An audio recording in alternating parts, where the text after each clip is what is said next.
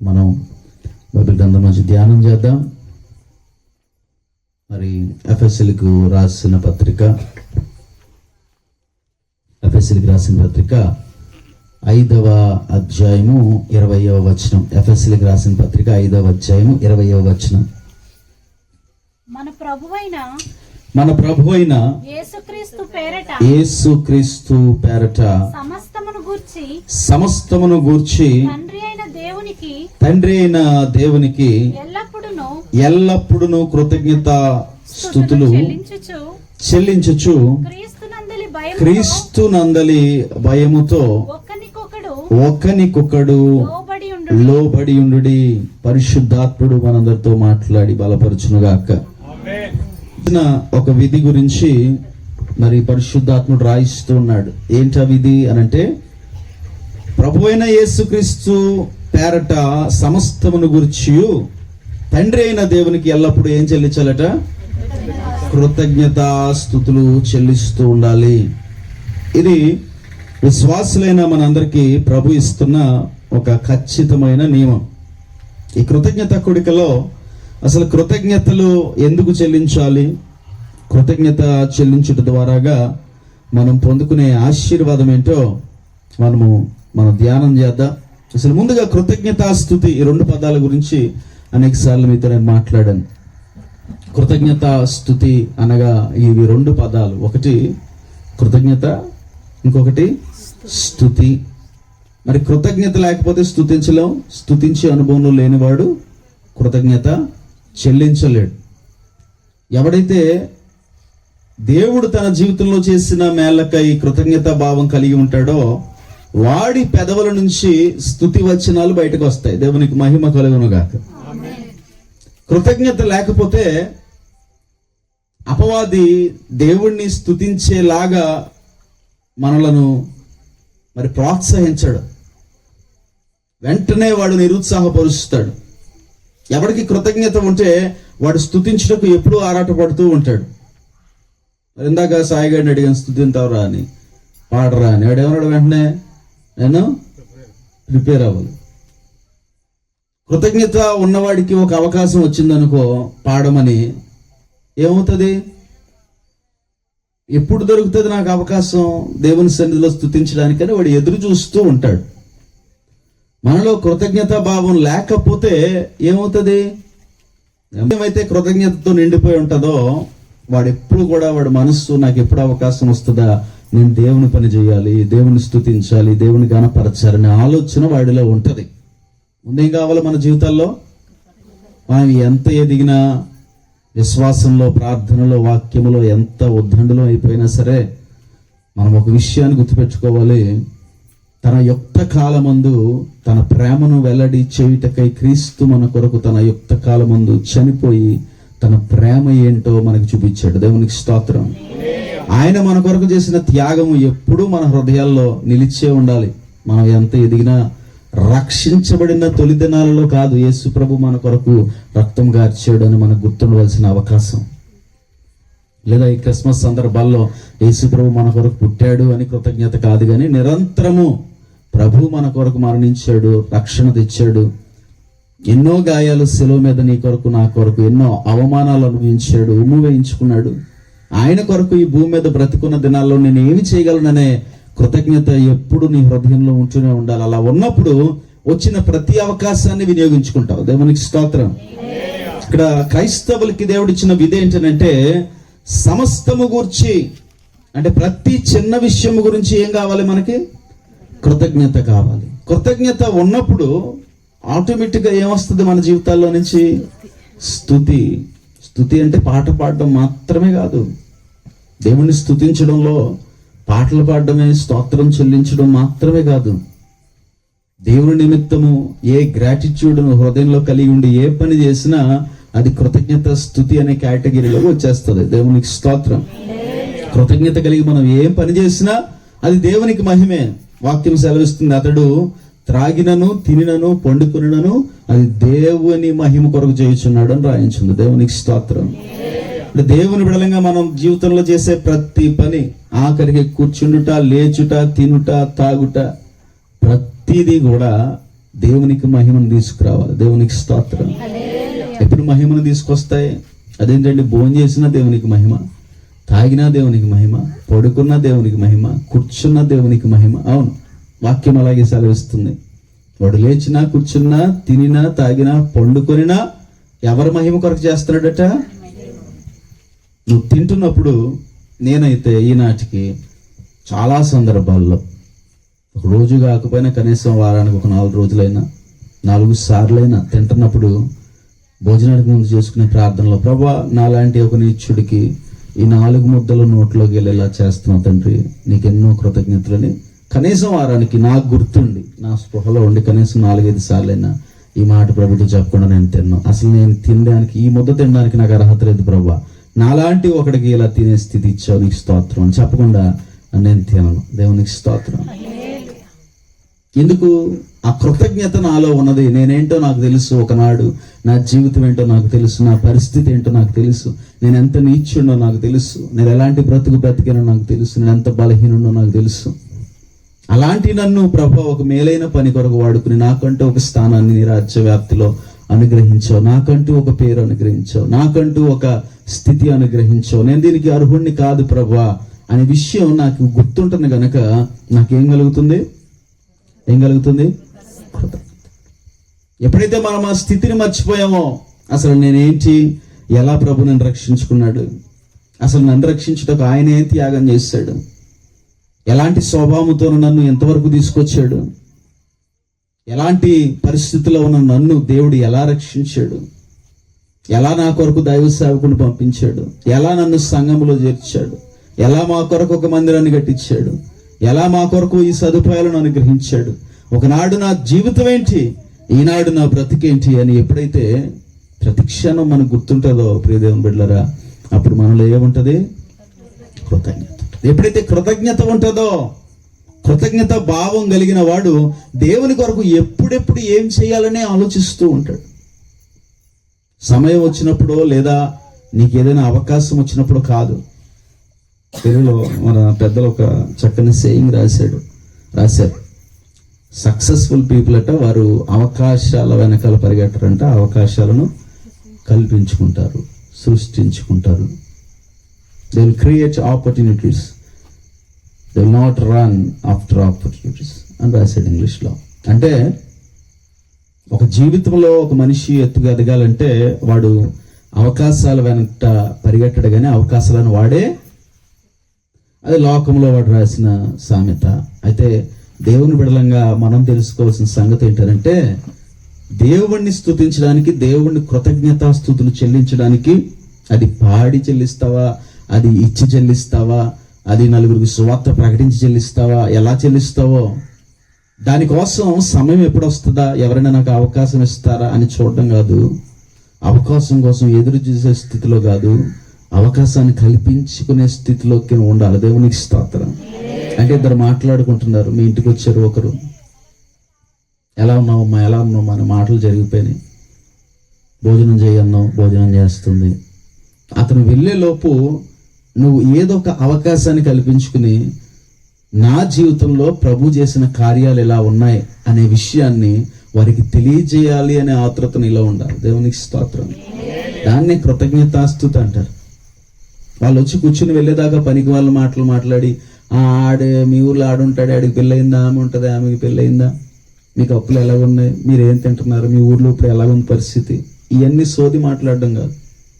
అరే ఒకళ్ళు నా ఇంటికి వచ్చారు, ఇదిగో నేను ఒకప్పుడు ఎలా ఉండేవాడు, ఇప్పుడు ఎలా ఉన్నాను, నన్ను దేవుడు ఎలా మార్చాడు, నా కొరకు దేవుడు చేసిన కార్యాలు ఏంటి, నా రక్షణ కొరకు ఆయన చేసిన త్యాగం ఏంటి. ముఖ్యంగా ఈ క్రిస్మస్ సీజన్లో యేసుప్రభు పుట్టాడని సంబరాలు జరుపుకుంటున్న ఈ పరిస్థితుల్లో ఇదిగో అసలు యేసుప్రభు ఎందుకు పుట్టాల్సి వచ్చింది, ఎందుకు పుట్టాడు, పుట్టి ఆయన ఏం చేశాడు, ఏం చేయబోతున్నాడు అనే విషయాలు నీలో కృతజ్ఞత ఉన్నప్పుడు ఎవరికైనా సరే ప్రకటించడానికి సిద్ధంగా ఉంటావు. దాన్ని కృతజ్ఞతాస్తుతి అంటారు. దేవునికి స్తోత్రం. నీలో కృతజ్ఞత ఉన్నప్పుడు ఆ కృతజ్ఞత కామ్గా ఉండనివ్వదు. ఎవరిలో అయితే కృతజ్ఞత ఉందో వాడు కామ్గా ఉండలేడు, వాడు సైలెంట్గా ఉండలేడు. కృతజ్ఞత ఉన్నవాడు సైలెంట్గా ఉండలేడు. వాడు ఏదో ఒక రకంగా దేవునికి మహిమను తెచ్చే స్తుతి చేయాలని ఆరాటపడతా ఉంటాడు. దేవునికి స్తోత్రం. హల్లెలూయా. కృతజ్ఞత లేనివాడు లేదా కృతజ్ఞతను అప్పుడప్పుడే కనపరచాలనుకునేవాడు, లేదా కృతజ్ఞత ఇలా ఎవరైనా గుర్తు చేస్తే గుర్తు చేసుకునేవాడు. వాడు దేవుని రాజ్యంలో ఏ పని చేయడానికి కూడా వాడు ముందుకు రాలేడు. హృదయం కృతజ్ఞతతో నిండి ఉన్నప్పుడు ఆ గిన్నె నిండి పొంగి పొర్లుతూ ఉంటది. దేవునికి స్తోత్రం, హల్లెలూయా. ఒక గిన్నెలో నుంచి నీళ్లు పొంగి పొర్లినప్పుడు అవి కనపడకుండా పొంగి పొర్లే అవకాశం ఉందా? ఇంట్లో పాలు పొంగుతున్నప్పుడు నొరగ పైకి వచ్చినప్పుడు దాన్ని ఆపే అవకాశం ఉందా? బయటికి పొరలకుండా పాలు పొంగాలి కానీ బయటికి నొరగ రాకూడదంటే కుదురుతుందా? కృతజ్ఞత మనలో ఉంటే ఆ భావం ఎలా ఉంటుందంటే, ఎప్పుడెప్పుడు దేవుని కొరకు నేను ఏం చేయాలి?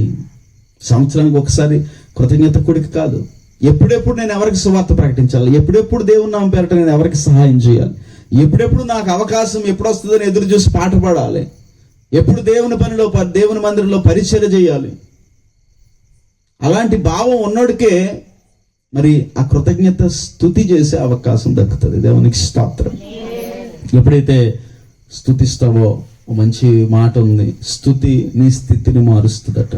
ఒక భక్తుడు రాశాడు, స్తుతి praise will change your situations అన్నాడు. అంటే స్తుతి నీ స్థితిని గతిని మార్చేస్తుంది. ఏ స్థుతి? ఇప్పటికి చాలా మంది స్థితి మారిపోవాలని, లేదా దయ్యాలు పారిపోవాలని, లేదా ఇంకోటి చేయాలని.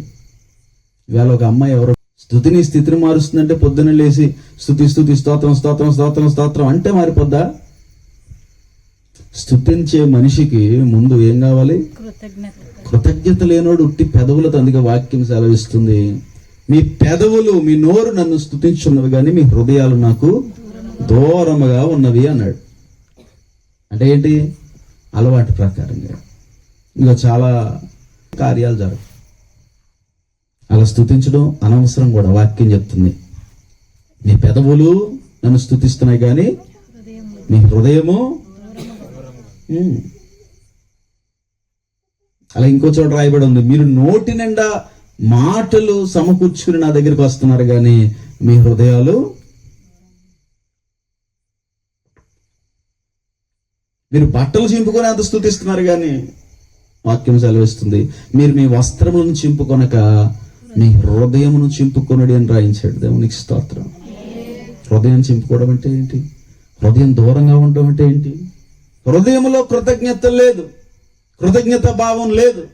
దేవుడు మా కొరకు ఏం చేశాడనే భావం లేకుండా హల్లెలూయా స్తోత్రం అని కానీ స్తుతి అని చెప్పడం వల్ల ఉపయోగం ఏమి కూడా, అది నీ స్థితిని మార్చదు. నీ విధి ఏంటి అనంటే, అన్ని విషయాలలో ఎల్లప్పుడు అంటే సంవత్సరానికి ఒకసారి కాదు, గృహ కూడికలు కాదు, కృతజ్ఞత కూడికలో కాదు, ఎల్లప్పుడంటే ఎప్పుడు దేవుని యొక్క బిడల విధి ఏంటి అని అంటే నిరంతరము కృతజ్ఞత స్తుతి చేయాలి. దేవునికి స్తోత్రం. ఇప్పుడు ఆ కృతజ్ఞత స్తుతి ఏం చేస్తుంది చూద్దాం. ఫిలిప్పీలకు రాసిన పత్రిక 4వ అధ్యాయము, ఫిలిప్పీలకు రాసిన పత్రిక 4వ అధ్యాయము 6-7 వచనాలు.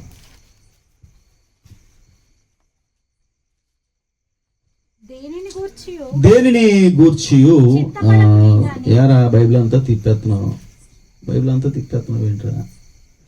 ఫిలిప్పీలకు రాసిన పత్రిక ఎక్కడ ఉంటది? చదవనమ్మా. దేనిని గూర్చియు చింతపడకుడు గాని ప్రతి విషయములోను ప్రార్థన విజ్ఞాపనముల చేత కృతజ్ఞతాపూర్వకముగా మీ విన్నపములు దేవునికి తెలియజేయుడి. అప్పుడు సమస్త జ్ఞానమునకు మించిన అది దేవుని సమాధానము యేసుక్రీస్తు వలన మీ హృదయములకు మీ తలంపులకు కావలి ఉండు. దేవునికి స్తోత్రం.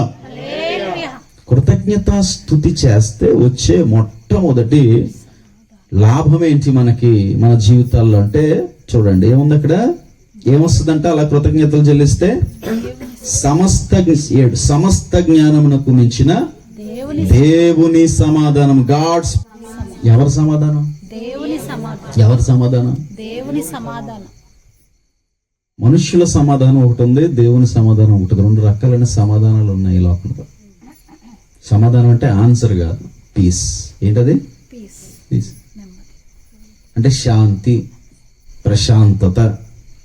సమాధానం అంటే గొడవ సద్దు మనగడం. ఒకటిద్దరు కొట్టుకుంటున్నారు, మధ్యలో ఒకరు తగు తీర్చడానికి తీసుకెళ్తారు పెద్ద మనుషుల దగ్గరికి.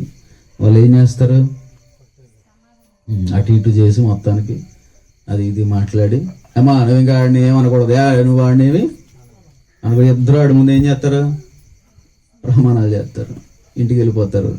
మళ్ళీ ఒక గంటలో ఏం చేస్తారు, జుట్టు చిక్కుడేసుకుంటారు. మళ్ళీ ఇవ్వగలిగిన సమాధానం ఎలా ఉంటుంది, తాత్కాలికంగా ఉంటుంది, టెంపరీగా ఉంటుంది. ఇది మనుషులు ఇచ్చే సమాధానం కాదట, సమస్త జ్ఞానమునకు మించిన దేవుని సమాధానం. దేవునికి స్తోత్రం. మనుషులు ఒకరు తగు తీర్చితే ఎవరి జ్ఞానం వాడతారు, దేవుడి జ్ఞానం వాడతాడా, మనిషి జ్ఞానం వాడతాడా? ఎక్కడ ఈ మనుష్యుల యొక్క సమస్త జ్ఞానానికి మించిన దేవుని సమాధానం అంటే దేవుని జ్ఞానము దగ్గర నుంచి వచ్చే సమాధానం. దేవునికి స్తోత్రం.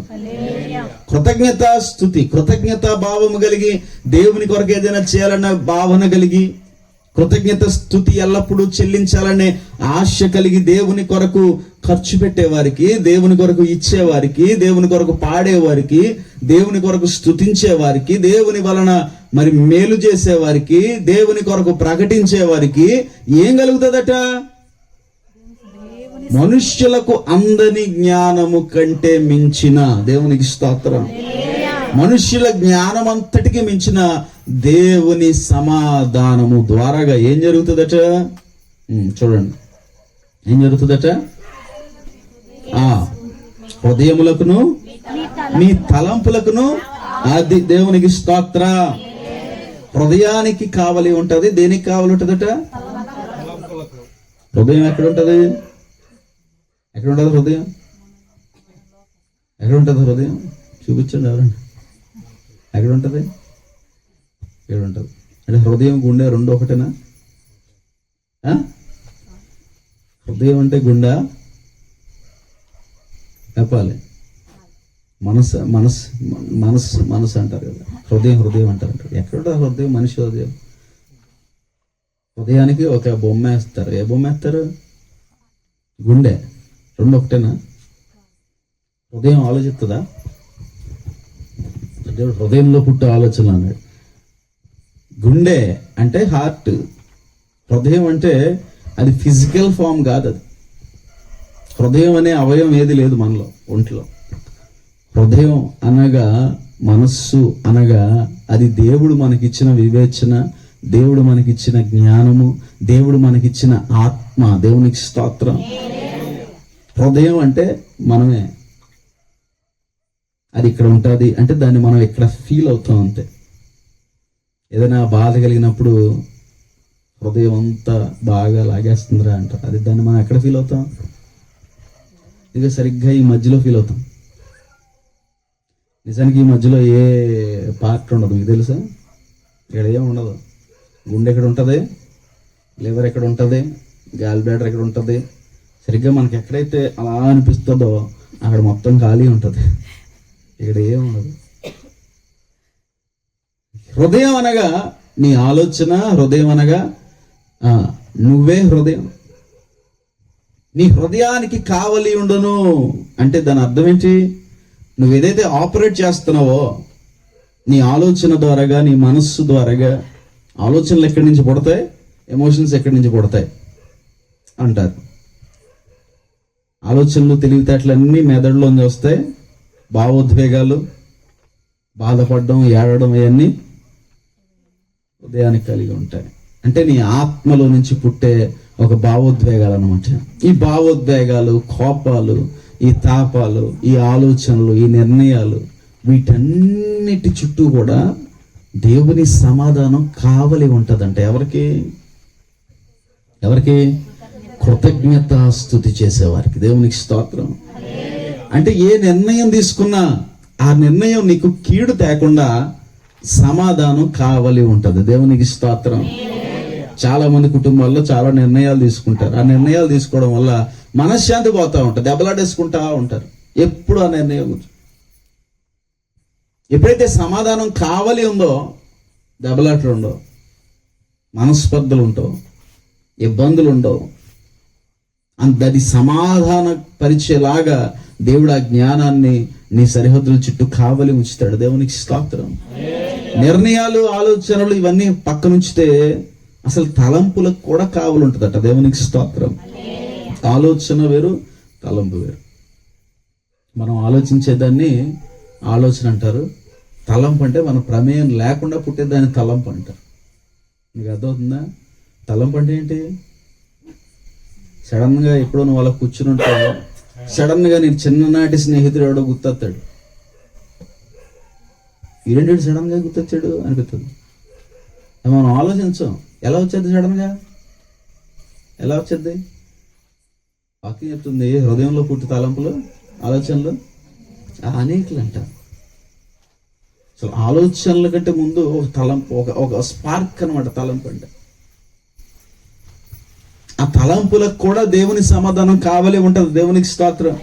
అంటే నీకు అనవసరమైన తలంపులు రాకుండా, నువ్వు బాధపడే తలంపులు, నువ్వు ఇబ్బంది పడే తలంపులు రాకుండా, అవి ఆలోచనలుగా మారకుండా, ఆలోచనలు క్రియలుగా మారకుండా, ఆ క్రియలు పరిణామాలుగా మారకుండా, ఆ పరిణామాలు శ్రమలుగా మారకుండా, అవి మరణాలుగా మారకుండా, అప్పులుగా మారకుండా ముందుగానే ఏది కావాలంటదట? దేవుని సమాధానం కావాలంటది. ఎవరికి ఉంటది? ఆదివారం ఇలా మీటింగ్లో ఇలా కూర్చున్నప్పుడు, ఆదివారం చర్చిలో కూర్చున్నప్పుడు ప్రశాంతంగా ఉండేది అది కాదు క్రైస్తవ జీవితం. చాలా మంది అంటుంటారు, మాకు చర్చికి వచ్చి కూర్చుంటే హాయిగా ఉంటుందండి 3 గంటలు, మళ్ళీ వారం అంతా అదే సమాధానం.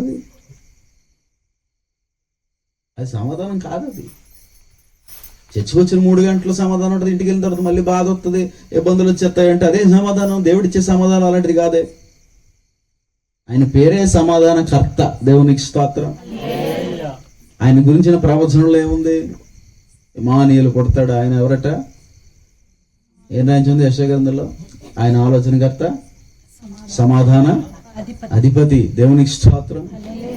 సమాధానానికి ఆయన ఎవరట? మరి ఆ దేవుడు నమ్ముకున్న తర్వాత చర్చకొచ్చిన 3 గంటలు ప్రశాంతంగా ఉంటుంది, ఇంటికి వెళ్ళిన తర్వాత ఉండదంటే ఏదో తప్పు చేస్తున్నావు. చర్చకొచ్చినప్పుడే ప్రశాంతంగా ఉంటాను, ఇంటికి వెళ్ళిన తర్వాత నేను మళ్ళీ నాకు హృదయం కలవరంగా ఉంటుంది, నేను పడుకోలేను, ఇబ్బందులు. ఎందుకు? దానికి కారణం ఏంటి అంటే నీలో కృతజ్ఞత స్తుతి చెల్లించే అనుభవం లేదు అని అర్థం. ఎప్పుడైతే నీలో కృతజ్ఞత ఉంటుందో అది స్తుతిగా మారదు. ఎప్పుడైతే కృతజ్ఞత స్తుతి చెల్లిస్తావో నీ ఆలోచనలకు, నీ తలంపులకు ఏది కావాలంటది?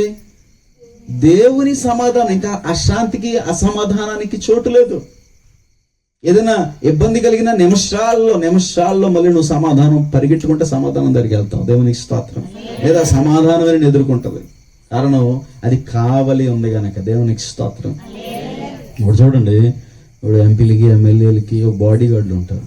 ఏం చేస్తారు? వాళ్ళు కాపలా కాస్తూ ఉంటారు. ఎంపీ గారు, సీఎం గారు, పిఎం గారు స్టేజ్ ఎక్కి మాట్లాడుతున్నారు అనుకో, సడన్ గా ఎవడో ఒకడు అన్నా నువ్వంటే నాకు ప్రాణం అని స్టేజ్ ఎక్కేసాడు అనుకో, ఏం చేస్తారు? ఇలా చాలా చూస్తాం కదా. వీళ్ళు ఏం చేస్తారు?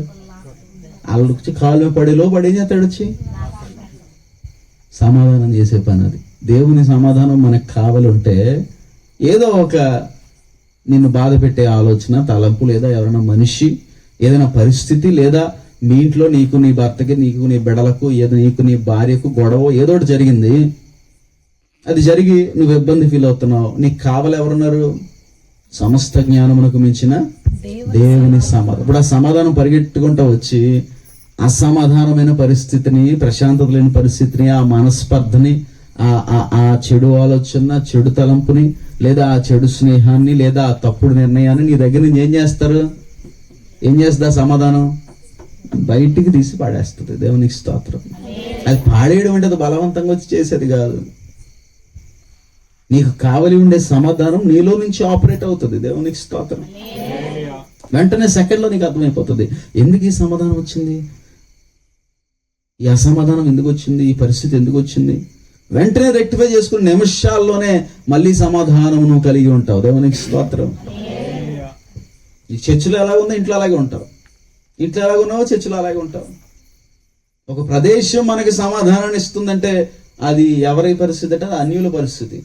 దేవుడు అంటే ఎవరో తెలియని వారు హిమాలయాలకు వెళ్తూ ఉంటారు. సంవత్సరానికి ఒకసారి వెళ్ళి వారు ఏం చేస్తూ ఉంటారు? ధ్యానం చేసుకుని వారికి అక్కడ ఏం దొరుకుతుంది? ప్రశాంతం. లేదా ఏదో మందిరానికి వెళ్తే అక్కడ ప్రశాంతత, లేదా ఏదైనా సత్రానికి వెళ్తే అక్కడ ప్రశాంతత, లేదా కాసేపు చాలా మంది సమాధిలోకి వెళ్ళి కూర్చుంటారు. ఎందుకంటే ప్రశాంతంగా ఉంటుందిరా, ఎప్పటికైనా ఇక్కడికే పోవాల్సిన వాళ్ళం కదా అంటారు. ఎక్కడ దొరుకుతుందంటే ప్రశాంతత? సమాధిలో సమాధానం.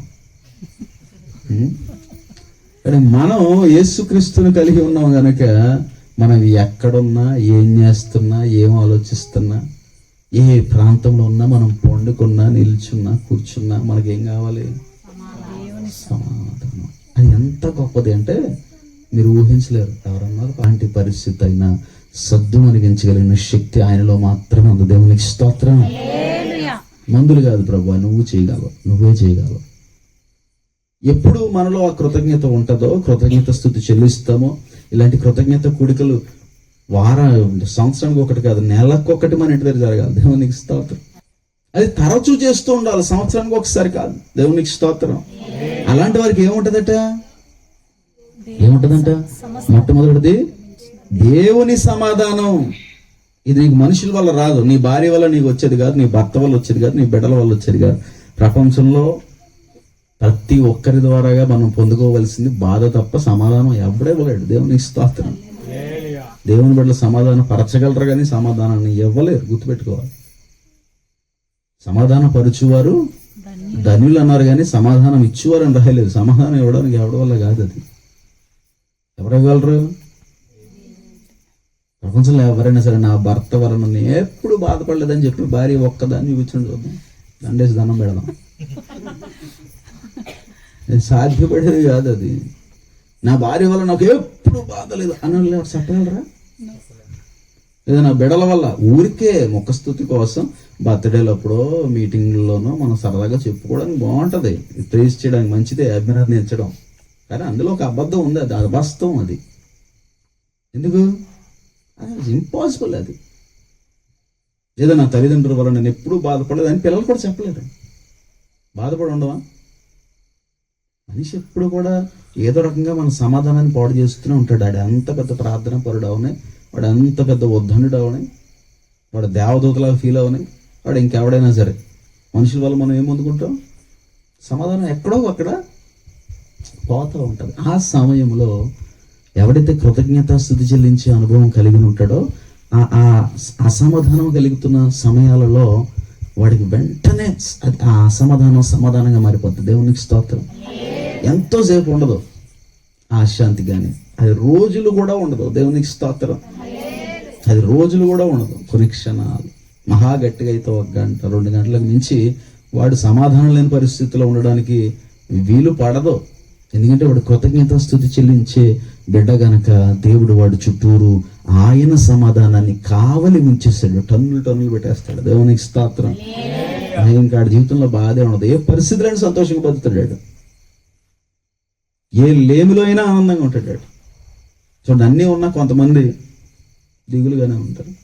ఏమి లేకపోయినా ఒక్కొక్కడు సంతోషంగా ఎప్పుడు నవ్వుతూనే ఉంటాడు, హాయిగానే ఉంటాడు, ప్రశాంతంగా ఉంటాడు, ఏ బాధ లేనట్టుగా ఉంటాడు. కారణం ఏంటి? వాడు దేవుణ్ణి స్తుతించడం తెలుసుకున్నాడు, కృతజ్ఞత చెల్లించడం తెలుసుకున్నాడు. వాడి జీవితంలో ఎప్పుడు సమాధానాన్ని దేవుడే ఉంచాడు. దేవునికి స్తోత్రం. అలాంటి సంతోషం మీకు కావాలి అనుకుంటే మీ జీవితంలో ఏం కావాలి? కృతజ్ఞత స్తుతి అనేది కావాలి. కృతజ్ఞత స్తుతి, కృతజ్ఞత హృదయంలో ఉండేది, స్తుతి క్రియ బయటికి చేసేది. దేవునికి స్తోత్రం.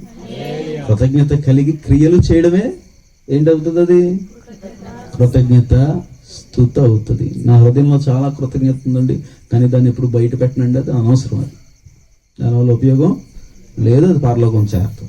కనుక రెండవది చూద్దాం. కీర్తనల గ్రంథం 100వ అధ్యాయం, కీర్తనల గ్రంథం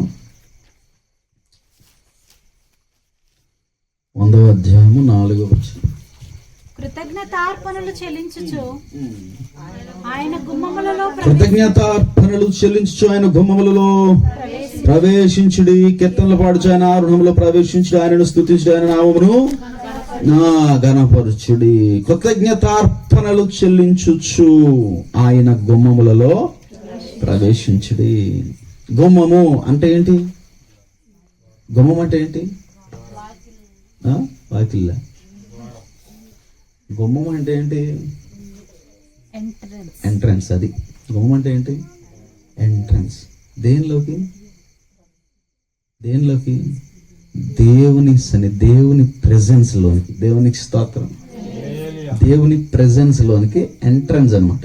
నీవు అసలు ఏంటి ప్రెజెన్స్ ఏంటి, ఎంట్రన్స్ ఏంటి అంటే, మీరు ఎప్పుడైనా స్నో వరల్డ్కి వెళ్ళి, హైదరాబాద్లో స్నో వరల్డ్ అనేది ఉంటుంది. బయట అంతా వేడిగా ఉంటుంది, లోపలంతా మంచు ఉంటుంది. ఒక్కసారి ఆ డోర్ లోపలికి వెళ్ళిపోతే ఎలా ఉంటుంది? నువ్వు ఎంత వేడిగా ఉండి లోపలికి వెళ్ళినా లోపల ఉన్నంతసేపు ఏం జరుగుతుంది? ఇప్పుడు మీరు డీమార్ట్కి వెళ్ళారా, షాపింగ్ మాల్కి వెళ్ళారా, ఏసీ షోరూంలోకి వెళ్ళారా, బయట వేడిగా ఉంటుంది. ఒక్కసారి ఆ డోర్ దాటగానే ఏమవుద్ది? బయటకు వచ్చి ఎంతసేపు ఉంటాం అంతసేపు చల్లగా ఉంటుందా? ఉండదా? ఉంటుందా? అదే లోపల ఎంతసేపు ఉంటావో అంతసేపు చల్లగా. అసలు ఆ చల్లదనాన్ని నువ్వు ఆస్వాదించడానికి కారణం ఏంటంటారు? వెరీ సింపుల్, ఆ డోరే. అంతేనా? ఆ డోర్ తెరవబడ్డమే కారణం. డోర్ తెరవబడింది కనుక నువ్వు లోపలికి వెళతావు గనక ఆ చల్లదనాన్ని నువ్వు ఆస్వాదించగలవు. ఇక్కడ ఆ చల్లదనమే దేవుని యొక్క ప్రెజెన్స్. దేవునికి స్తోత్రం. దేవుని యొక్క సన్నిధి. కృతజ్ఞతా స్తుతి దేవుని యొక్క సన్నిధిలో నువ్వు ప్రవేశించుటకు ద్వారం తెలుస్తుంది. దేవునికి స్తోత్రం. కృతజ్ఞతా స్తుతి తన జీవితంలో కలిగి ఉన్నవాడు దేవుని యొక్క సన్నిధిలో నిరంతరం ఉంటాడు. ఎందుకంటే దేవుడు వాడికి డోర్ తెరుస్తాడు. దేవునికి స్తోత్రం. Very simple. నీ ఇంట్లోనికి తరచు ఎవరిని రాణిస్తావు? ఎవరైతే నీకు ప్రీతిపాత్రంగా ఉన్నారో, ఎవరు నీ ఇంట్లోకి వచ్చి కూర్చుంటే కాసేపు నువ్వు హాయిగా ఫీల్ అవుతావో, లేదా ఎవరు నీ కొరకు మంచి ఆలోచన తీసుకొస్తారో, ఎవరంటే నీకు ప్రేమ ఉందో, లేదా నువ్వంటే ఎవరికి ప్రేమ ఉందో, వారిని ఇంట్లోకి తరచూ తీసుకురావడానికి నువ్వు ఇష్టపడతావు. అవునా కదా? ఒక 2-3 సార్లు వచ్చాడు, దెబ్బలాడి వెళ్ళిపోయాడు. వాడు వస్తుంటే ఇంట్లో అన్ని వస్తువులు పోతున్నాయి, గందరగోళంగా ఉంటుంది. వాడు వస్తే డోర్ తెరుస్తావా? ఏం చేస్తావు? ఒకడు మన ఇంట్లోకి పదే రావాలంటే, కానీ ఆడు ముఖం నచ్చాలి, ఆడు మాట నచ్చాలి, ఆడు నవ్వు నచ్చాలి, ఆడు ప్రవర్తన నచ్చాలి, ఆడు బుద్ధి నచ్చాలి కదా. బుద్ధి లేని వాళ్ళు ఇంట్లో తెచ్చుకుని పెట్టుకుంటే అది మన బుద్ధిహీనత అవుతుంది. కొంతమంది అలాగ ఉంటారు, ఎవడొచ్చినా ఇంట్లోకి పిలిచేస్తారు. అలా లేదు. అలాగే కుటుంబాలు నాశనం అయిపోతాయి. మీళ్ళల్లో పరిస్థితులు మారిపోతూ ఉంటాయి. ఎవడొచ్చినా ఇంట్లోకి చేర్చుకోమని వాక్యం చెప్పలేదు దేవుడు. కష్టాల్లో ఉన్నవాడు వచ్చినప్పుడు వాడికి ఆశ్రయం అన్నాడు. అంతే. ఇబ్బందులు ఉన్నవాడు వచ్చినప్పుడు ఆతిథ్యం అన్నాడు. ఇంకా మనకిచ్చిన ఇంకొక ఇన్స్ట్రక్షన్ ఏంటంటే పదే పక్కింటి దగ్గరికి వెళ్ళొద్దురా, మీరు అలసిపోతారని కూడా చెప్పాడు సామెతల గ్రంథం. కనుక దేవుని ఇంటిలోనికి, దేవుని ప్రెజెన్స్ లోనికి, దేవుని హస్తము కిందకి, దేవుని యొక్క అభిషేకములోనికి ప్రవేశించగలిగిన ద్వారం ఏదైనా ఉంది అంటే అది కృతజ్ఞతాస్తుతి. దాన్ని కృతజ్ఞతాస్తుతి ద్వారాగానే ఆ ద్వారాన్ని తెరిచి గుమ్మంలోనికి ప్రవేశించగలవు. దేవునికి స్తోత్రం. దేవుని గుమ్మంలోనికి ప్రవేశించగలవు. అసలు కృతజ్ఞత చేయనోడికి, స్తుతి చేయనోడికి, కృతజ్ఞత లేనోడికి దేవుని అభిషేకం అంటే అడిగి తెలియదు. చాలా మంది చర్చకు వచ్చి 10 ఏళ్ళు 20 ఏళ్ళు గడిచిపోద్ది, 5 ఏళ్ళు 6 ఏళ్ళు 10 ఏళ్ళు గడిచిపోద్ది. కానీ మరి దేవుని యొక్క మహిమ ఎప్పుడైనా అనుభవించారా? ఎప్పుడైనా అభిషేకాన్ని అనుభవించారంటే వారు అనుభవించలేరు. వారికి అసలు దేవుని గురించి ఏ నాలెడ్జ్ ఉండదు. వాక్య నాలెడ్జ్ ఉంటుంది. వాక్యంలో ఉన్న లోతులు తెలుసుకుంటే దేవుడి గురించి తెలుసుకున్నట్టు కాదు. ఎందుకంటే సాతానుగాడికి మనకంటే వాక్యం, వాడికి దేవుని అభిషేకం ఉంటుందా? వాళ్ళలో దేవుని మహిమ ఉంటుందా? దేవుని హస్తం వాడిపైన ఉంటుందా? దేవుని ఆత్మ వాళ్ళలో ఉంటుందా? చాలామంది దేవుని బిడ్డలు అనిపించుకునేవారు చర్చికి వస్తారు, కానీ వారికి ఎప్పుడు అభిషేకం అంటే ఏంటో అడిగి చూడండి. మీరు ఎంతమంది చెప్పగలరు అభిషేకం? మీ మీద దేవుని అభిషేకం ఉంది అంటే ఎంతమంది చెప్పగలరు? ఎంతమంది చెప్పగలరు? ఎంతమందికి తెలుసు? అసలు ఒక స్థలంలో నిలబడి వాక్యం చెప్పాలి అంటే అక్కడ దేవుని అభిషేకం ఉంటేనే చెప్పగలం. ప్రార్థన చేసుకుంటాను, ప్రభా నీ అభిషేకం, నీ అభిషేకం, నీ అభిషేకం నా తలపైన అలాగ ఉండి, నీ సన్నిధి నా తలపైన అలాగ ఉండాలి. స్తోత్రం ప్రభా, వందనాలయ్యా, కృతజ్ఞతలయ్యా. దేవుని యొక్క శక్తి ఎవడి మీద అయితే ఉంటుందో వాడికి అర్థమవుతుంది పరిస్థితులు. కొన్ని మందిరాల్లోకి వెళ్తాం, మన మీద ఎంత అభిషేకం ఉన్నాయి, అక్కడ వాక్యం ముందుకు వాక్యం చెప్పలేము. ఎందుకంటే ఆ సేవకుడు కానీ ఆ సంఘ బిడ్డలు కానీ సన్నిధిని సిద్ధపరిచి ఉంచరు. ఉట్టి నామకార్థ ఆరాధన జరుగుతూ ఉంటుంది. అక్కడ పరిశుద్ధాత్ముడు మాట్లాడడానికి ఇష్టపడ్డా. ఇలాంటి చాలా సందర్భాలు నేను చూశాను. కొన్ని చోట్ల వాక్యం ఏదో చెప్పామంటే చెప్పి వచ్చేస్తాం, కానీ అక్కడ దేవుని ఆత్మ పని చేయడం చూడలేం. ఎందుకంటే వారికి బొత్తిగా ఇంట్రెస్ట్ ఉండదు. వారిలో ఎవరో ఆత్మీయ లోతులు దేవునికి కృతజ్ఞత చెల్లించే స్థితిలో లేరు కనుక అక్కడ దేవుడు పనిచేయడు. ఏ సంఘంలో దేవుని ఆత్మ బలంగా పనిచేస్తుంది అంటే ఎక్కడైతే కృతజ్ఞత స్తుతి ఉంటుందో అక్కడ దేవుని యొక్క సన్నిధి దిగుతుంది. దేవునికి స్తోత్రం. అక్కడ దేవుని యొక్క అభిషేకం, దేవుని యొక్క మహిమ, దేవుని యొక్క శక్తి, ఆయన హస్తం ఉంటుంది. అలాగే మీ జీవితాల్లో కూడా దేవుని యొక్క శక్తి అనుభవించాలంటే మీకు ఏం కావాలి? కృతజ్ఞత స్తుతి చెల్లించే అనుభవంలో మీరు ఉంటేనే డోర్ ఓపెన్ చేయగలరు మీరు. అసలు లేకపోతే డోర్ ఓపెన్ అవ్వదు. దేవుని యొక్క శక్తి ఏంటో, దేవుని యొక్క మహిమ ఏంటో, ఆయన అభిషేకం ఏంటో, ఆయన ప్రెజెన్స్ చూడు. నడుచుకుంటా వెళ్తూ ఉంటావు, ఒక్కొక్కసారి ఎవరో ఎక్కడో కదులుతూ ఉంటారు, నీకు తెలిసిపోతూ ఉంటుంది. ఏమని? వెనకాల ఎవరో, నువ్వు ముందు చూస్తూనే వెళ్తూ ఉంటావు, కానీ వెనకాల ఎవరో వస్తున్నట్టు తెలుస్తుందా? ఎలాగనుకో, దేవుడు నీతోనే ఉన్నాడు అనుకో, ఆయన శక్తి, ఆయన మహిమ, ఆయన అభిషేకం నీతోనే ఉందనుకో, నీకు తెలీదా? అదేంటో నీకు తెలీదా? ఇది అనుభవించాలి తప్ప చెప్పడానికి వీలు పడదు. ఇది అనుభవించాలి. దేవుడు మన మీద ఉన్నప్పుడు, ఒక మనిషి నీతో ఉండి నీ మీద చెయ్యేసినప్పుడు ఆ చేతిని నువ్వు ఫీల్ అవుతావా? ఒక మనిషి, నీ స్నేహితుడు నీతో ఉన్నాడు, నీ భర్త, నీ భార్య నీతో ఉన్నారు. నువ్వు బాధపడినప్పుడు ఆ భార్య భర్త ఏం చేస్తారు మీద చేసినప్పుడు తెలుస్తుందా నీకు? దాన్నే అభిషేకం అంటారు, దాన్నే సన్నిధి అంటారు. దేవుడు మనతో నిరంతరం ఉంటాడు. నువ్వు బాధపడినప్పుడు నీ మీద చేయేస్తాడు, భుజం తడతాడు. అది లిటరల్గా చెయ్యి నీ భుజం మీద పడిందని కాదు, అది దేవుడు నీకు ఇచ్చే ఆదరణ. అది నీకు అర్థం అవుతుంది ఆ క్షణంలో దేవుడు పనిచేస్తున్నాడు. దేవునికి స్తోత్రం. దేవుడు నాకేదో చెప్తున్నాడు. దాన్ని దేవుని సన్నిధి అంటారు. దాన్ని దేవుని గుమ్మములోని ప్రవేశించడం అంటారు. ప్రవేశించిన వాడు అక్కడ కృతజ్ఞతతో ఎంతకాలం ఉంటే అంతకాలం ఇలాంటివి అనుభవిస్తాడు. దేవునికి స్తోత్రం. హల్లెలూయా. పని చేస్తూ ఉంటాడు. మనం ఆయన గుమ్మములో ఉన్నప్పుడు, ఒక మనిషి మన ఇంట్లో ఉన్నప్పుడు మన కన్నీరు గారిస్తే ఆ మనిషి ఏం చేస్తాడు? దేవుని అభిషేకం, దేవుని సన్నిధి మన పైన ఉన్నప్పుడు దేవుడు ఎందుకు సైలెంట్గా ఉంటాడు? మనిషే ఓదార్చినప్పుడు దేవుడు ఓదార్చడా? కన్నీరు తుడిచినప్పుడు ఒక అనుభవం కలుగుతుంది. మనం తప్పు చేస్తున్నప్పుడు ఇంట్లో మన మీద అధికారం ఉన్న వాళ్ళు మనల్ని ఏం చేస్తారు? మనోడు కొడతారు. మనం ఇచ్చే ఇంటిమేషన్, మనకున్న ఇంటిమేషన్ బట్టి. అలా దేవుడు కూడా కొడతాడు. అప్పుడు మనకు అర్థం అవుతుంది, దేవుడు నన్ను కొడుతున్నాడు. ఇదంతా ఎవరికి జరుగుతుంది? ఎవరు తెలుసుకోగలరు ఇదంతా? అంతే ఎవరైతే కృతజ్ఞతా భావం కలిగి ఉన్నారో, కృతజ్ఞత స్తుతి చెల్లించి ఆయన గుమ్మంలోకి అడుగు పెడతారో అప్పుడు తెలుస్తుంది ఇదంతా. దేవునికి స్తోత్రం. కృతజ్ఞత ఎవరికైతే లేదో, కృతజ్ఞతతో స్తుతి చేయడో, చాలా ఉంది ఇందులో మ్యాటర్. అనుభవాలు చాలా ఉన్నాయి. దేవుడు నాతో ఉన్నాడు అని నోటి మాటతో చెప్పడం చాలా సులువు. నిన్ను అడిగితే ఎలాగున్నాడని నువ్వు ఎలా తెలుసుకున్నావు అని అడిగితే ఏం చెప్తావు? నేను కన్నీరు గార్చినప్పుడు దేవుడు నాకు కన్నీరు తుడిచాడు, ఇదిగో ఇలాంటి సందర్భం జరిగింది. ఇదిగో నేను బాధపడినప్పుడు నన్ను ఆయన కౌగిల్లో దాచుకున్నాడు, ఇలాంటి జరిగింది. ఇదిగో నేను తప్పు చేస్తున్నప్పుడు ఇలా సరి చేశాడు, నాలో నుంచి దేవుడు మాట్లాడాడు, ఇలా జరిగింది. ఎన్ని చెప్పగలను నువ్వు సంఘటనలు? ఇలాగా నిజంగా దేవుని సన్నిధిని తలపైన ఉండాలి అనుకుంటే, దేవుని యొక్క అభిషేకం నీ మీద పనిచేయాలనుకుంటే, దేవుని మహిమను అనుభవించాలనుకుంటే నీకు ఖచ్చితంగా కావాల్సింది కృతజ్ఞత చెల్లించాలి. దేవునికి స్తోత్రం. కృతజ్ఞత స్తుతి కలిగి ఉంటే మొట్టమొదటి ఏం వస్తుంది? దేవుని సమాధానం. రెండవది దేవుని యొక్క సన్నిధి. దేవునికి స్తోత్రం. కృతజ్ఞత స్తుతి అనేది it opens the door to God's presence. దేవుని యొక్క సన్నిధిలో నువ్వు ఉండడానికి కావలసిన ద్వారాన్ని కృతజ్ఞత స్తుతి తెరుస్తుంది.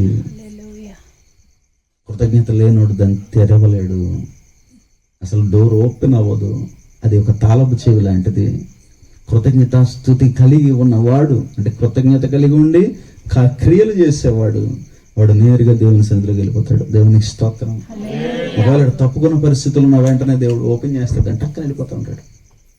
అసమాధానంలో పడిన ఆ డోర్ ఏదో ఎత్తుక్కుంటూ ఉంటాడు. దేవునికి మహిమ కలుగును గాక. ఆమేన్.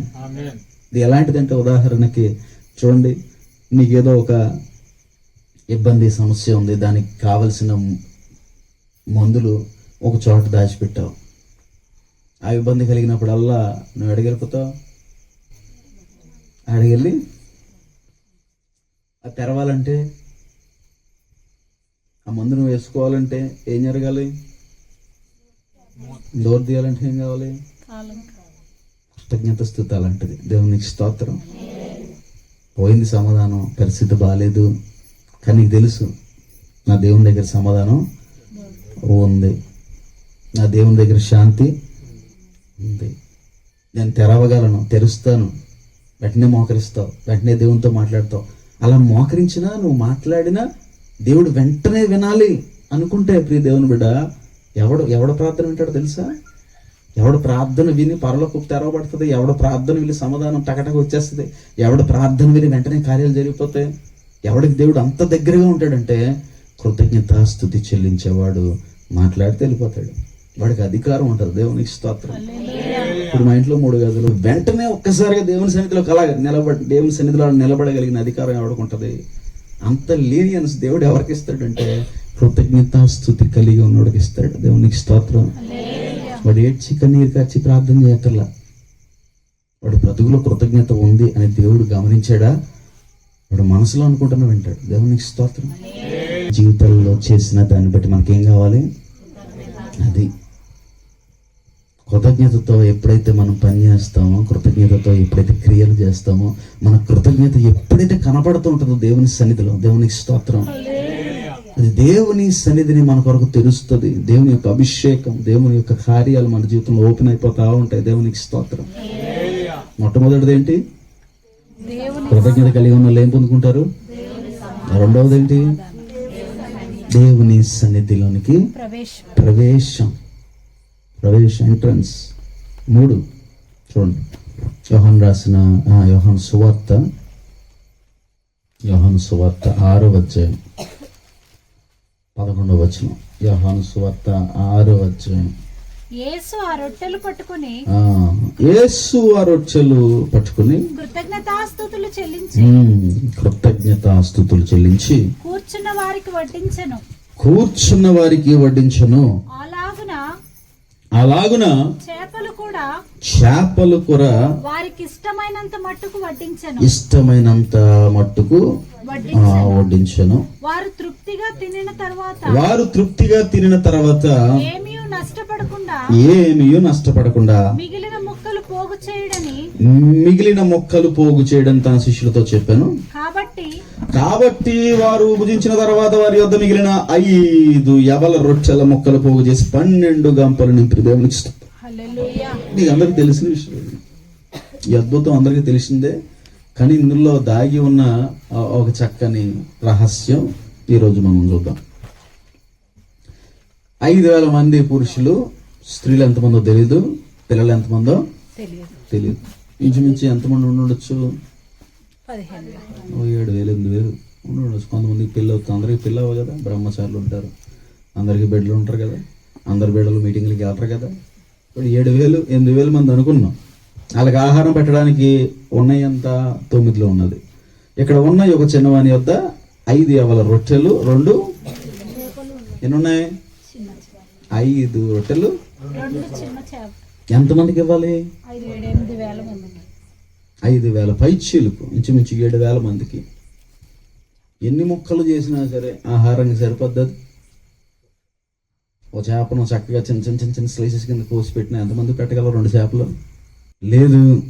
ఒక చేపను సర్దగలిగితే 2 3. ఉన్న జనాభా ఎంత? 5,000 మంది. ఎలా సర్దుతాడు ప్రభు? తీసిరండి రా గంపలు తెచ్చుకోండి అన్నాడు. ఉన్నాయన్ని 2 చేపలు. ఇప్పుడు ఎలా చేయాలి దీన్ని? ఆంబిం బుష్ అనలేదు ప్రభు. ఆంబిం బుష్ అనేలాగుంటే అసలు ఆ 2 5 కూడా అక్కర్లేదు. ఖాళీ గంపల్లో అన్నాడంటే తర్రని వచ్చేయాలి. పాత సినిమాలో చూపిస్తారు కదా, ప్రభు ఏం చేశాడంటే ఆ 2 చేపలు 5 రొట్టెలు తీసుకురండి అన్నాడు. తీసుకొచ్చిన తర్వాత గంపలో పెట్టి గంపను పైకెత్తి ఏం చేశాడంట, కృతజ్ఞతాస్తుతులు చెల్లించి ఇదిగో వడ్డించడానికి కిందకి తెంపగానే అక్కడ 2 లేవు 5 లేవు, ఏమైంది? ఆ 5 50,000 అయిపోయినాయి, ఆ 2 లక్షలు అయిపోయి ఉంటాయి. దేవునికి స్తోత్రం. ఆశ్చర్యపోయారు. తీసుకెళ్లి వేరే గంపల్లో వేసుకుని వడ్డించి అందరికి తీసేసిన తర్వాత ఇంకా ఎంత ఎత్తారట, ఇంకో 12 గంపలు మిగిలిపోయినాయి. 12 మంది శిష్యులు, ఒక్కొక్కడ గంప ఎంత వడ్డించినా సరే ఇంకా నిండిపోయే ఉంది. దేవునికి స్తోత్రం. ఇప్పుడు ఎంతటి అద్భుతం చేయడానికి దేవుడు అందులో మన కొరకు నేర్పిస్తున్న ఒక పాఠం ఉంది. అదేంటో తెలుసా? కృతజ్ఞతాస్తుతి చెల్లించినప్పుడు ఏమవుతుందంటే నీకున్నది మల్టిప్లై అవుతుంది. దేవునికి స్తోత్రం. లేనిది రాలేదు అక్కడికి, ప్రభు చేతిలో ఉన్నదే ఏమైంది? మొదటి నీ స్థితి కొద్దిగా ఉన్న తుదకు నీవు మహాభివృద్ధి. దేవునికి స్తోత్రం. కృతజ్ఞతాస్తుతి చేసేవాడి జీవితంలో ఏం జరుగుతుందంటే తనకున్నది ఏమవుతుంది? రెట్టింపు రెట్టింపు రెట్టింపు రెట్టింపు అయిపోద్ది. దేవునికి స్తోత్రం. హల్లెలూయా. ఒకవేళ ప్రభు కృతజ్ఞతాస్తుతులు చెల్లించకపోయి ఉంటే ఆ 5 ఆ 2 అంతే అన్నీ ఉండుంటాయి. దేవునికి స్తోత్రం. చాలా మంది జీవితాల్లో ఎదుగు పొదుగు లేకుండా అలాగే ఉండిపోవడానికి కారణం ఏంటో తెలుసా? ఎదుగో ఇప్పుడు 1,00,000 ఉంది, దీన్ని అలాగే జాగ్రత్తగా దాచుకోవాలి ఎవరి కంట పడినప్పుడు జాగ్రత్త దాచుకోవాలి. 3 సంవత్సరాల తర్వాత తిరిగినా సరే ఆ 1,00,000 ఎలా ఉంటుంది? అంతే కదా. ఇదే నెమలేక కాదు కదా, చిన్నప్పుడు బుక్లో పెడుతుంది 2, ఇప్పుడు నిజంగా అవుతుందా? ఇప్పుడు సరదా నెమలేక పెట్టి దానికి షార్ప్నర్ తీసి నెమలేక తిను రేపు వచ్చేద్దా అలాగా. చిన్నప్పుడు మా అమ్మగారు నాన్నగారు ఏం చేశారంటే వైకుంఠపాలి ఆడడానికి ఇది తెచ్చి గవ్వలు తీసుకొచ్చారు. వైకుంఠం తెలుసు కదా, గవ్వలు ఇలా తిప్పేస్తాం. 4 తీసుకొచ్చారు. 4 తీసుకొచ్చి మా నాన్నగారు అన్నారంటే నువ్వు ప్రార్థన చేసుకోరా, రేపు పొద్దుకి 4 గవ్వలు కూడా 8 అయిపోతాయి అన్న. నేను చిన్నవాడిని కదా, సరే ప్రార్థన చేసుకునేవాడిని. తర్వాత రోజు నిజంగా 8 అయిపోయి మళ్ళీ మా నాన్న రేపు ప్రార్థన చేయరా 8, 16 అవుతాయి అన్నాడు. నిజంగానే 16 అయ్యేవి. అలా చాలా రోజులు అలాగ అయిపోతున్నాయి. ఏంటి ఇలాగ అయిపోతున్నాయి చిన్నవాడు నిజమేమో అనేసుకున్న పరిస్థితిలో ఒకరోజు రాత్రి ఆ డబ్బా కదులుతున్న సౌండ్ వినపడింది. నాకు తెలిసి మా నాన్నగారు తెచ్చి అందులో వేస్తున్నారు. డాడీ ఎంత మోసం చేసావు నన్ను. నీకు అర్థమైందా? ఊరికే ప్రార్థన చేస్తే దేవుడు ఎంత దీవింతాడో నేను నేర్పించడానికి చేసిన పని అది. మన దేవుడు మనకు నేర్పిస్తున్న పాఠం ఏంటంటే నీకున్న 1,00,000 అలా పెట్టుకోవడం కాదు. ఈ 1,00,000 పేదవారికి ఎంత ఇస్తావు, ఈ 1,00,000 కష్టంలో ఉన్న వారికి ఏం చేస్తావు, ఈ 1,00,000 దేవుడు నీకు 1,00,000 ఇచ్చినందుకు కృతజ్ఞతగా ఏం చేయగలవో అది చేస్తా ఉన్నావు అనుకో, ఈ 1,00,000 లాగా ఉండదు. ఏమవుతుంది? ఇది 10 అవుద్ది, ఇది 1 కోటి అవుద్ది, ఇది 10 కోట్లు కూడా అవుతుంది. దేవునికి స్తోత్రం. డబ్బు గురించి చెప్పట్లేదు నేను. ఏదైనా సరే దేవుడు మనకి ఇచ్చింది ఏదైనా సరే అందులో కృతజ్ఞత ఇమిడిపోయి ఉంటే అదేమవుద్ది? రెట్టింపు రెట్టింపు రెట్టింపు అయిపోద్ది. దేవునికి స్తోత్రం. ఎప్పుడైతే క్రియలు లేవో, కృతజ్ఞతాస్తుతి లేదో, హృదయంలో కృతజ్ఞత భావం లేదో, కృతజ్ఞతా భావంతో నువ్వు కృతజ్ఞతార్పణ సమర్పించే స్థితిలో కానీ కృతజ్ఞతాస్తుతి చేసే స్థితిలో కానీ లేవో, నీకున్నది అలాగే ఉంటుంది. ఒక్కోసారి ఉన్నది కూడా అందుకే వాక్యం చెప్తుంది, కలిగి ఉన్నవానికి ఇంకను ఇవ్వబడు, లేని వాని యొద్ద నుంచి వాని దగ్గర ఉన్నది కూడా. ఎందుకు చేస్తాడు అలాంటి పనులు దేవుడు అంటే? కృతజ్ఞత లేకపోతే నీకు దగ్గర ఉన్నది తీసివేయబడుతుందంటే కుళ్ళిపోద్ది అంతే. చిన్నప్పుడు ఒక చక్కని ఒక కథ ఉండేది, చిన్నప్పటిలో చెప్పేవారు. అదేంటంటే ఒకటి దగ్గర 10 ఆరెంజెస్ ఉన్నాయి అంటే 10 ఆరెంజెస్ ఉన్నాయి. అందులో ఒకటి కుళ్ళిపోయింది, కొంచెం కుళ్ళిపోయింది. వాడు ఏం చేశాడంటే ఇది కుళ్ళిపోతుంది కదా అని ఆ కుళ్ళిపోయిన ఆరెంజ్ ఈ 9 దాచిపెట్టి ఆ కుళ్ళిపోయిన ఆరెంజ్ని తినేసాడు. రేపొద్దున మళ్ళీ ఇంకొకటి కుళ్ళిపోయింది. ఇది కుళ్ళిపోతుంది కదా, దీన్ని జాగ్రత్త పెట్టుకోవాలని చెప్పి తినేసాడు. 3వ రోజు కూడా ఇంకోటి కుళ్ళిపోయింది కొంచెం, ఆ కుళ్ళిపోయింది పక్క తీసేసి తినేసాడు. 4వ రోజు మళ్ళీ ఇంకోటి కుళ్ళిపోయింది, మళ్ళీ ఆ కుళ్ళిపోయింది పక్క తీసి తినేసాడు. మళ్ళీ ఇది ఇంకా కుళ్ళిపోద్ది రేపటికని. ఇలా 10 రోజులు ఆడ తిన్న ఆరెంజెస్ అన్ని ఏం ఆరెంజెస్ అంటే ఏం తిన్నాడు? కుళ్ళిపోనియే తిన్నాడు. ఎందుకని? ఒకటి బయట పాడేసే స్వభావం లేదు ఆడికి. ఏమైంది? ప్రతిరోజు కుళ్ళిపోయి ఆఖరిగాడు 10లో ఏం తిన్నాడు? 10 కుళ్ళిపోయినవి తిన్నాడు. ఇది పాఠం ఏంటంటే ఎప్పుడైతే మన దగ్గర ఉన్నది బయటికి పోనేమో ఏమైపోద్ది? వాడు షుగర్ తినలేడు, వాడు స్వీట్ తినలేడు, కారం తినలేడు, ఉప్పు తినలేడు, వాడు ఏమి చేయలేడు. తర్వాత వాడు ఎక్కడికి వెళ్ళలేడు, కష్టపడాడు. నాలో కొంచెం ఆరోగ్యం ఉంది, ఇప్పుడు అనారోగ్యాలు ఉన్న పరిస్థితులు ఉన్నా, చెవుల ఇబ్బంది ఉన్నా, ఆ పాస్టర్ గారు ఈ ఆపరేషన్ అయిన తర్వాత నాతో అన్నది ఏముందంటే, ఒక 6 నెలలు మీరేం చెప్పొద్దండి, అంతా మేము నడిపించుకుంటాం, చర్చిలో ఉన్న వాళ్ళు పాటలు పాడతారు, మీరు సింపుల్గా అలా వచ్చి ఒక అరగంట అలా మెల్లగా చెప్పేసి వెళ్ళిపోండి, ఇబ్బందిగా చూడలేను. నేనేమన్నానంటే, ఈ 6 నెలల్లో ఒకసారి నేను అలా చేశాను అనుకో, 6 నెలలు గడిచిపోయింది, ఆ చెవుల ఇబ్బంది ఇంకా అలాగే ఉందనుకో, ఇంకో 6 నెలలు గడిచిపోద్ది, ఈలోపు నా బలం అయిపోద్ది, వయసు అయిపోద్ది, ఇలాగ 5 సంవత్సరాలు అలాగే గడిపించుకుంటాను. ఏమవుద్ది? సమయం అయిపోద్ది, ఇప్పుడు నాకున్న యవనం అయిపోతుంది, తర్వాత ఇంత అరవలేను, ఇంత పాడలేను, పాడగలనా? యవనస్తులకు తమ బలమే అలంకారం. అంతే. నేనేం సూపర్ మ్యాన్ కాదు. నేనేమన్నానంటే, ఈ 6 నెలలు గట్టిగా పాడేస్తాను, గట్టిగా చెప్పేస్తాను, ఒకేసారి నాకు చెవులు పోతాయి, నాకు సంతృప్తి ఉంటుంది. ఎందుకు? నా చెవులు బాగున్నప్పుడు కంప్లీట్గా ఎంజాయ్ చేశాను నేను దేవుని ఆరాధించడానికి. దేవునికి స్తోత్రం. అర్థమవుతుందా? ఎప్పుడైతే మనం మన శక్తిని, మన ఆరోగ్యాన్ని, మన బలాన్ని, మన ధనాన్ని, మనకున్న దాన్ని దాచుకుంటూ ఉంటామో అది కుళ్ళిపోతూ ఉంటుంది. సమయం ఆగదు, రోజులాగో ఏది ఆగదు కదా. ఈ భూమి తిరుగుతూ ఉంటుంది మన జీవితం ముందుకి. మన ప్రైమ్ టైం పోతుంది. దేవునికి స్తోత్రం. మన ప్రైమ్ టైం పోతుంది. ఇప్పుడు పొద్దున్న క్రిస్మస్ ఉంది. ఇప్పుడు రేపు ఆదివారం నుంచి మళ్ళీ క్రిస్మస్ రోజు వరకు నేను ఖాళీ లేను. మీరు గృహ కొడుకులు పెట్టుకునే వాళ్ళు ఆ తర్వాత పెట్టుకోవాలి, లేదా ఈ ఆదివారం లోపు పెట్టుకోవాలి. ఆదివారం లాస్ట్ ఛాన్స్. ఈ 10 రోజులు నాకు మీటింగ్లు ఉన్నాయి. మళ్ళీ మధ్యలో ఆదివారం మీకు కనబడతాను, మళ్ళీ ఆదివారం అవగానే మళ్ళీ సోమవారం వెళ్ళిపోతాను. మళ్ళీ 25 ఉదయం వస్తాను, మన చర్చిలో క్రిస్మస్ ఆరాధన ఉంటుంది. మళ్ళీ 25 సాయంత్రం సమ్మటూరులో క్రిస్మస్ కుడుకుంటుంది. 26 మళ్ళీ ఇక్కడ మన క్రిస్మస్ ఆరు. ఈ 10 రోజులు దొరకం. అందుకే మీకు చెప్పాను, మీరు వచ్చే సమర్పణలు కదా ఏమన్నా 10వ తారీఖులోకి ఇచ్చేయండి అమ్మా. ఇంకా నా దగ్గర పని చేయడానికి ఉన్నాయి 4 రోజులు.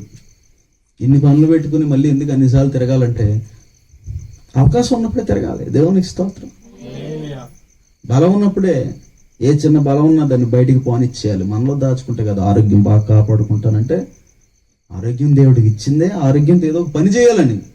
గూట్లో పక్షిలా కూర్చుంటామని కాదు కదా ఆరోగ్యం ఇచ్చేది. శక్తికి ఉన్న నిర్వచనం ఏంటి?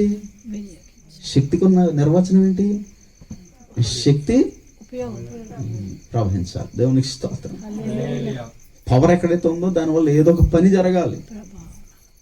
పవర్ ఉంది, పని లేదంటే పవర్ ఉండి అనవసరం కదా. కాబట్టి మీ దగ్గర దేవుడిచ్చిన సోర్సెస్ ఏవైతే ఉన్నాయో, బలం ఏదైతే ఉందో, ఆరోగ్యం ఏదైతే ఉందో, అందం ఏదైతే ఉందో, ఆలోచన ఏదైతే ఉందో, తలాంత ఏదైతే ఉందో అది ఎప్పుడు బయటికి రావాలి. దేవునికి స్తోత్రం. ఇది బయటకు వచ్చినప్పుడు ఏం జరుగుతుంది?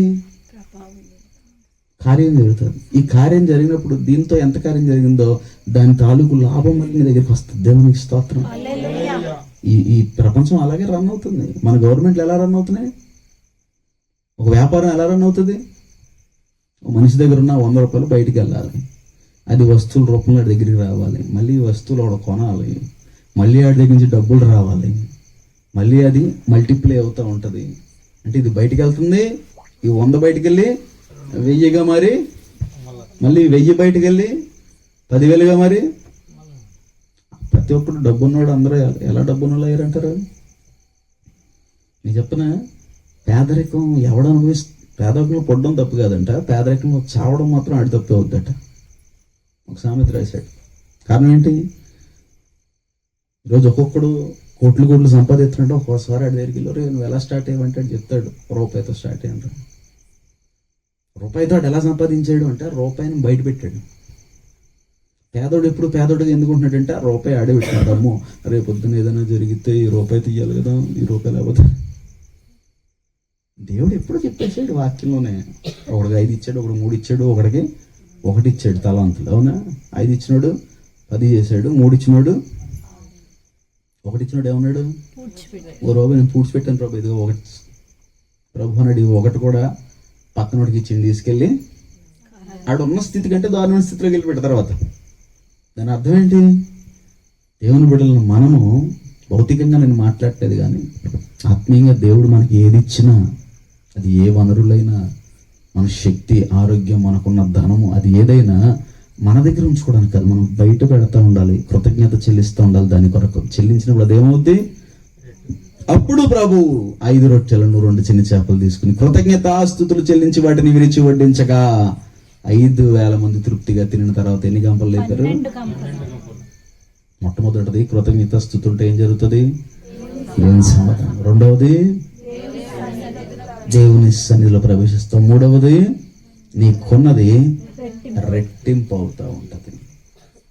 ఎవడైతే అభివృద్ధి చెందాలనుకుంటున్నాడో ఇప్పుడు నాకు దాన్ని ఏం చేయాలి? కృతజ్ఞత రూపంలో బయటికి పెట్టాలి. దేవునికి స్తోత్రం. అప్పుడు అదేమవుద్ది? రెట్టింపు అవుతుంది. యేసుక్రీస్తుకే ఈ ఫార్ములా అప్లై చేయకపోతే కార్యం చేయలేదు ప్రభు. మన జీవితంలో ఎలా జరుగుతాయి? కనుక కృతజ్ఞతాస్తుతి కలిగి ఉండండి. మీ జీవితంలో సమాధానము, రెండవది సన్నిధి, మూడవది సంపద, 3 సమృద్ధిగా మీ జీవితంలో ప్రభు ఇవ్వడానికి సిద్ధంగా ఉండడానికి కృప ప్రభు మీ అందరికీ అనుగ్రహించును గాక. మోకరించుదాం, ప్రార్థనలోకి బిద్దాం. నీవు చేసిన ఉపకారములకు నేనేమి చెల్లింతును? మరణ పాత్రుడనయ్యున్న నాకై మరణించితి సిలువలో. మరణ పాత్రుడనయ్యున్న నాకై మరణించితివి సిలువలో. కరుణ చూపి నీ జీవ మార్గాన నడిపించుము యేసయ్యా. కరుణ చూపి నీ జీవ మార్గాన నడిపించుము యేసయ్యా. ఏడాది దూడలనా వేలాది పొట్టేలనా విరిగి నలిగిన బలియాగముగను నా హృదయమర్పింతును. రక్షణ పాత్రను చేబూని నిత్యము నిన్ను వెంబడించెదను. ఈ గొప్ప రక్షణ నాకిచ్చినందుకు నీకేమి చెల్లింతును? కపట నటనలు లేనట్టి హృదయాన్ని అర్పించిన చాలునా? కపట నటనలు లేనట్టి హృదయాన్ని అర్పించిన చాలునా? ఏడాది దూడెలనా వేలాది పొట్టేలనా నీవు చేసిన ఉపకారములకు నేనేమి చెల్లింతును? నీవు చేసిన ఉపకారములకు నేనేమి చెల్లింతును? ఏడాది దూడెలనా వేలాది పొట్టేలనా ఏడాది దూడెలనా వేలాది పొట్టేలనా నీవు చేసిన ఉపకారములకు నేనేమి చెల్లింతును?